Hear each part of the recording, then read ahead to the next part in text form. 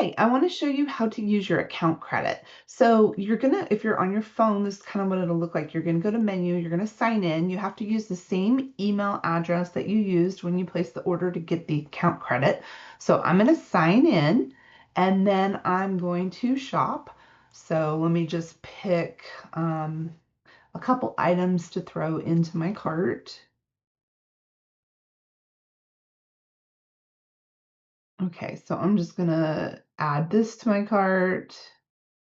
And I'm going to add this to my cart. So we'll just have a couple things.